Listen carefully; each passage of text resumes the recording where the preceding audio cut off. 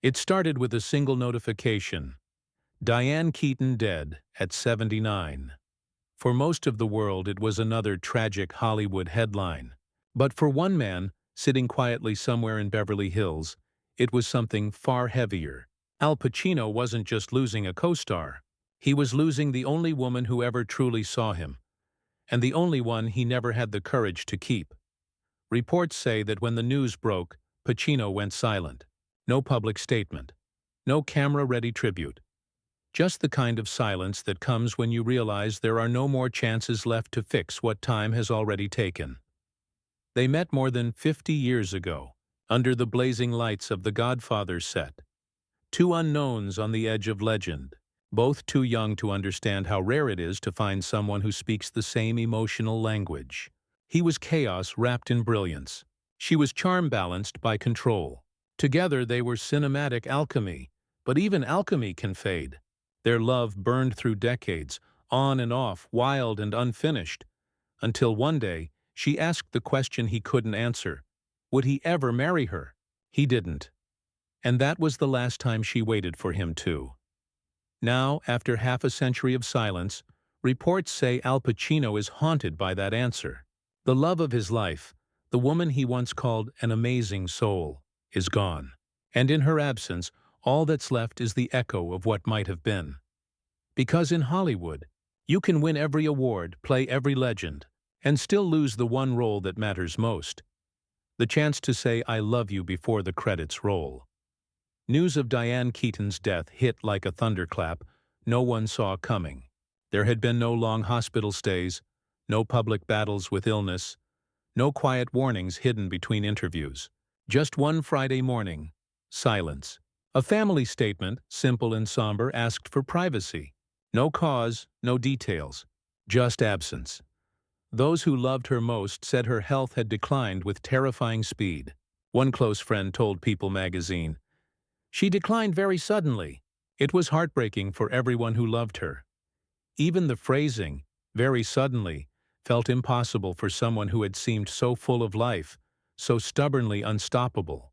Diane Keaton had built her entire legacy on energy, wit, and an almost defiant optimism. And yet, in her final months, she slipped quietly from the stage she had commanded for nearly 6 decades. Only a handful of family members were with her near the end. Even longtime friends, people she'd shared dinners, scripts, and decades with, didn't realize what was happening until it was over. She wanted it private, another friend said. That was Diane. Even her goodbye had style, no spectacle, no spotlight, just peace. But the rest of the world wasn't ready. Social media erupted with disbelief. Tributes poured in from every corner of Hollywood. Directors, co-stars, fans who had grown up quoting Annie Hall and Something's Gotta Give. Her name trended for hours, not because of gossip but because of grief. For Al Pacino, those words, "very suddenly," landed differently. They didn't just mean her passing was fast. They meant there was no warning, no last phone call, no final moment to say the words he'd been holding for 40 years. Because sometimes, life doesn't give legends the luxury of closure. It just takes, and leaves you with what you didn't say. In the days that followed, Hollywood spoke in memories. But Al Pacino, sources said, spoke in regrets. While the world replayed Diane's greatest scenes, Pacino replayed moments no one else had ever seen. Quiet breakfasts, whispered jokes between takes, and that one long drive home after they wrapped The Godfather Part 2 when she told him, "You'll never belong to anyone but your work."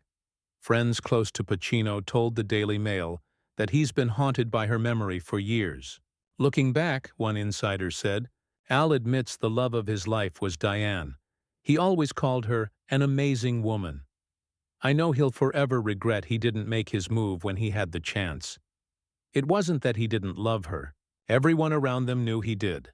He just didn't know how to love her the way she needed. For decades, he convinced himself there would be another time. Another dinner, another phone call, another scene. If it's meant to be, he used to tell friends, it's never too late for a do-over. But time doesn't give do-overs. It only gives endings.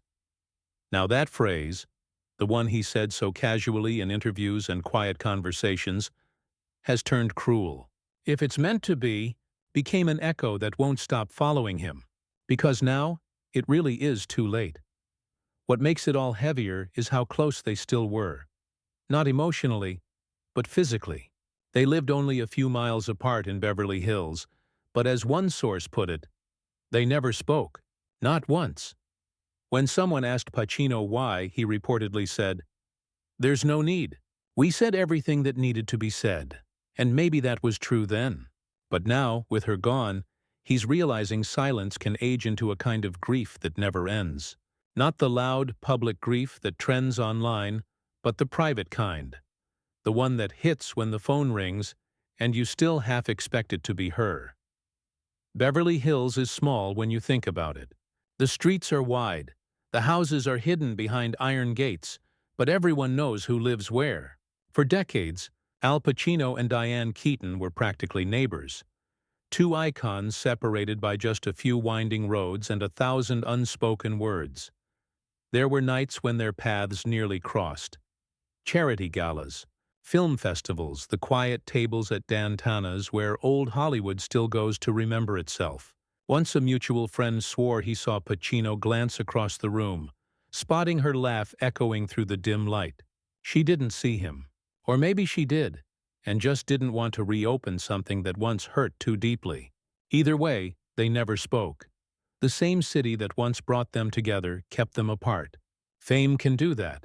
It builds walls out of cameras, out of fear, out of time. Each lived inside their own legacy. Diane, with her linen suits and boyish charm, still strolling into coffee shops on Cannon Drive, waving at strangers like she'd known them all her life. Al, always half in shadow, sunglasses on even indoors, chasing projects that kept him too busy to notice how years were turning into decades. But sometimes, late at night, both of them would give small interviews that hinted at what still lingered beneath the surface. Keaton would smile wistfully and say, "He was chaos, but beautiful chaos." Pacino, in his gravelly whisper, once admitted, "There's no one like her. Never was." It's almost poetic.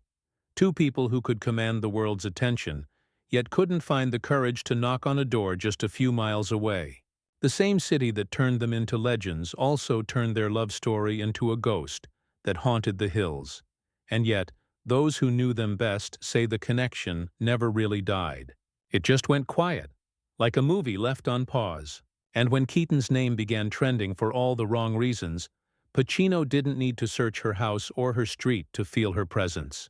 The whole city felt smaller that day, because sometimes it's not distance that keeps two people apart. It's the weight of everything left unsaid. In 2017, when the American Film Institute honored Diane Keaton with a Lifetime Achievement Award, the room was glittering with decades of Hollywood royalty, from Meryl Streep to Morgan Freeman, from Emma Stone to Steve Martin. But when Al Pacino walked to the podium, the air changed. You could feel it, not because of his fame, but because everyone in that audience knew this wasn't just a tribute. It was unfinished business. He stood there, eyes softer than most had ever seen them, and began speaking in that slow, deliberate way only Pacino could. He talked about the first time he met her, how she made him laugh when he was supposed to be serious on set, how she never chased attention, yet somehow always commanded it.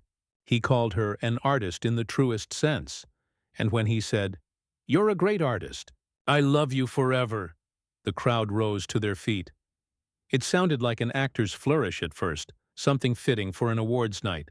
But if you looked closely, the brief pause before he said it, the faint crack in his voice, you could tell it wasn't performance. It was confession. Diane laughed from her seat, hiding her face behind her hands like she always did when she was flustered. The camera caught it. That shy, radiant smile, the one that once broke his heart, and maybe in that moment healed a small part of it too. The audience saw nostalgia, but Al saw memory, the kind you never really get to put down. Years later, that clip would resurface, shared millions of times after her passing. Comment sections filled with heartbreak. "He knew," one fan wrote. "That was his goodbye." Another said, "It's like he was saying it for the last time." And maybe he was. Maybe on some level, he already felt the ticking of time, the weight of everything they never said, packed into that single-sentence broadcast to the world. Because for all the scripts they'd read, all the lines they'd memorized, those 4 words were the truest thing he ever said on camera: "I love you forever." It began on a dimly lit soundstage in 1971, when the smell of fake gunpowder and freshly rolled film stock still clung to the air. Francis Ford Coppola was building a world that would change cinema forever. The Godfather. And somewhere in the middle of that smoke and ambition, 2 young actors found something even more dangerous than fame: each other. Diane Keaton was 25. Witty, unpredictable, unpolished in the most magnetic way. Al Pacino was quiet, intense, a mystery everyone on set tried to solve but couldn't. Their characters, Kay and Michael, were written as a marriage of love and compromise. But what happened between takes was something unscripted. You can see it even now, frozen in old footage. The way she'd laugh at him between scenes, the way he'd stare at her a second too long, like he was trying to memorize her face before the director yelled action. In interviews years later, Keaton admitted what everyone on that set already sensed. "I was mad for him," she told People. "Charming, hilarious, a non-stop talker. There was an aspect of him that was like a lost orphan. This kind of crazy idiot savant. And oh, gorgeous. It wasn't an easy love. It never was." Pacino's world revolved around his work, a restless orbit that left no room for permanence. Keaton, by contrast, wanted something solid, something human amid the chaos. Their relationship flickered on and off for nearly 2 decades, a rhythm of passion and distance, like waves that never quite settled. Eventually, she gave him an ultimatum. Not out of anger, but out of exhaustion. "I worked hard on that one," she said with a soft smile years later. "I went about it in not a perfect way." She wanted commitment, marriage, a promise that their story would lead somewhere beyond movie sets and memory. But Pacino wasn't ready. Maybe he never would be. "I didn't even want him to propose," she later told the Sunday Times. "I just thought maybe he would marry me eventually. I thought, don't even propose. Let's just do it." But it never happened. And so, like their characters, they parted quietly. Not with anger, but with resignation. 2 people who loved each other deeply, but lived by different scripts. He chased characters. She chased peace. And when the Godfather trilogy finally ended, so did the last act of their own love story. Still, even as they built separate lives, something lingered. Every time he stepped in front of a camera, a piece of her was still there. The tone in his voice, the softness behind his intensity. Because Diane Keaton didn't just play Michael Corleone's wife.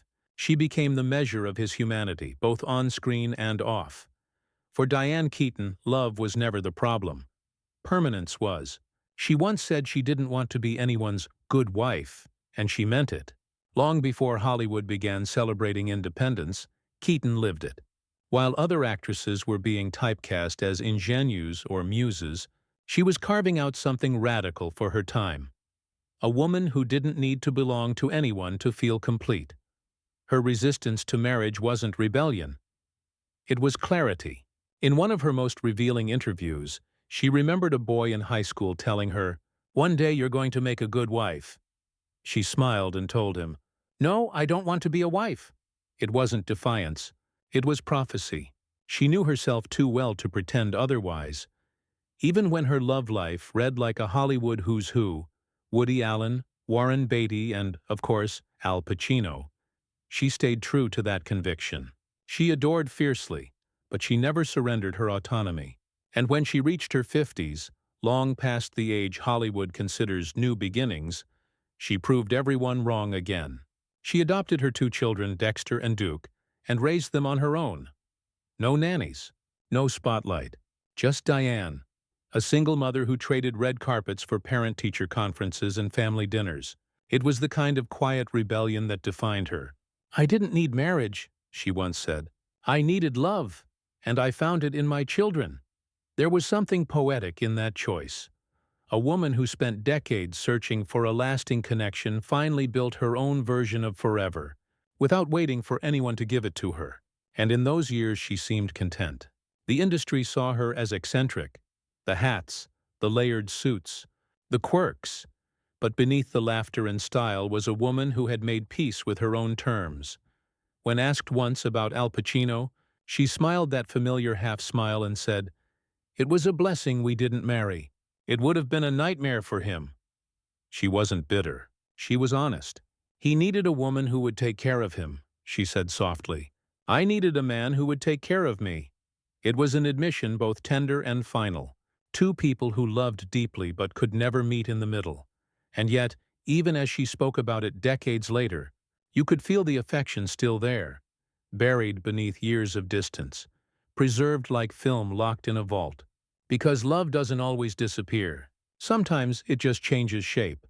From passion into memory. From longing into peace. For Al Pacino, life never lacked company, but it always seemed to lack calm.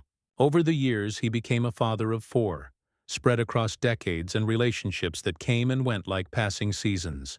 He adored his kids, Julie Marie, twins Anton and Olivia, and little Roman. But even as he spoke lovingly of them, there was a sense that something remained unfinished in his personal story. The kind of emptiness that success can't fill, because it doesn't belong to fame. It belongs to what you never made right. In his memoir, Sonny Boy, Pacino reflected on those years when everything looked perfect from the outside, but chaos quietly ruled his life. He wrote about a time after The Godfather and Dog Day Afternoon when he was, in his own words, spending and not earning. He'd lost track of money, of priorities, maybe even of himself. And that's when Diane stepped in, not as a lover, but as the only person brave enough to tell him the truth. She marched him into his lawyer's office, looked the man dead in the eye and shouted, "Do you know who he is?" The lawyer, confused, started to respond, but she cut him off. "You're going to tell me, oh, he's an artist." "No, he is an idiot. He's an ignoramus. When it comes to this, you've got to take care of him." It was pure Diane, fierce, hilarious, protective, unfiltered. And even Pacino, decades later, recounted the story with that quiet half-smile that comes from realizing someone loved you enough to embarrass you into responsibility. Moments like that defined them more than any headline romance ever could. They weren't built on grand gestures, but on small, raw, human moments. A woman storming into an office to defend the man she loved from his own stubbornness. And maybe that's what stings the most now. Pacino has lived a full life, awards, children, homes, history. But none of it erased the truth that Diane Keaton was the only one who really understood him without needing to explain him. She wasn't his wife, but she was his witness, the person who saw who he was before the rest of the world decided what he meant. And now that she's gone, that kind of understanding feels irreplaceable. "What could have been," he once said, "isn't the same as what was, but it still matters." And maybe that's the quiet tragedy of their story. That for all the films they made about love and loss, neither of them realized they were living one of Hollywood's greatest love stories all along. By the time Diane Keaton turned 70, she had become more than an actress. She was an institution. The wide-brimmed hats, the crisp suits, the laugh that could disarm a room full of cynics, all of it became part of her legend. She was the eternal oddball of Hollywood, unbothered by age or expectation, the woman who managed to stay both timeless and utterly human. Her career had spanned 5 decades, dozens of awards, and a kind of effortless grace that no publicist could manufacture. Al Pacino, meanwhile, kept chasing fire. He never slowed down. Not in his 70s, not even now in his 80s. He was still on film sets, still rehearsing lines with the same ferocity that once made him the heartbeat of 1970s cinema. But those who've seen him in recent years say there's a new quiet in him. Reports suggest that Diane's passing hit him harder than anyone realized. Friends have hinted that he's been spending more time alone, revisiting old scripts, old photos. The kind of ritual people turn to when memory becomes both comfort and punishment. "He's been reflective," one insider said softly. "You can see it in the way he talks now. slower, more deliberate, like he's measuring his words against time itself. It's strange to think that two people who gave so much of themselves to the world could end up living in near solitude. Not lonely, exactly, but surrounded by ghosts of their own making. For Diane, her solitude was chosen, peaceful, a garden she built for herself.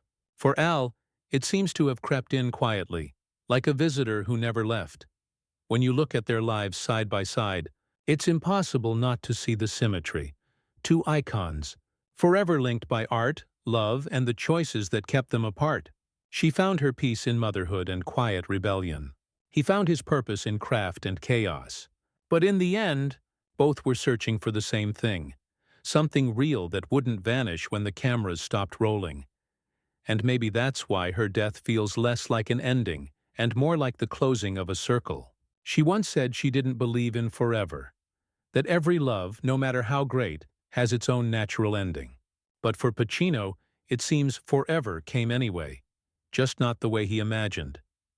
Because in the end, what remains isn't fame or fortune. It's the moments that never fade, the laughter between takes, the glances no one else noticed, the quiet realization that the truest love story he ever lived was the one he never finished. And somewhere in Beverly Hills, behind gates that keep out the noise, Al Pacino, the man who's played every kind of hero and sinner, sits with the one role that still haunts him, the man who let the love of his life slip away. Hollywood loves its endings neat. The music swells, the lovers reunite, and the camera fades to black on a perfect kiss. But real life doesn't follow that script. Real love stories rarely end with fireworks. More often, they fade out quietly like a projector running out of film, the reel spinning on in the dark long after the story is over. For Diane Keaton and Al Pacino, their final scene didn't happen on a red carpet or in front of cameras. It happened in the silence of years that passed too fast, in the choices they never unmade, in the words that never left their lips. They had every kind of fame two people could want: Oscars, applause, immortality on screen. But not the one thing that matters most when the lights go out: time. There's something almost cruel about how life gives us chances disguised as ordinary moments. A phone call we put off, a conversation we avoid, a door we don't knock on because we think there'll always be another day. And then one morning, there isn't. Diane lived exactly as she wanted: bold, eccentric, self-possessed. And maybe that was her victory. She left the stage on her own terms, surrounded by family, untouched by spectacle. Pacino, still here, carries the story forward, not as tragedy, but as reminder that even the strongest spirits and the brightest talents are still just human beings trying to figure out love before the credits roll. When fans revisit The Godfather now, they say that scene between Michael and Kay, that last look across the room, feels different. It's no longer just a performance. It's a snapshot of two people who didn't yet know they were rehearsing their own goodbye. And maybe that's the lesson in their story. Not about fame or failure, but about timing. About saying what matters while there's still a chance. Because the hardest line to deliver in life isn't "I love you." It's "I should have said it sooner." Hollywood writes love stories that end with a kiss. But the real ones, the ones that stay with us, often end with silence. And if you listen closely to that silence, between the applause, beyond the headlines, you can almost hear it. A whisper from both of them, somewhere out there in the city that made them legends. Some stories never really end. They just wait for someone to remember,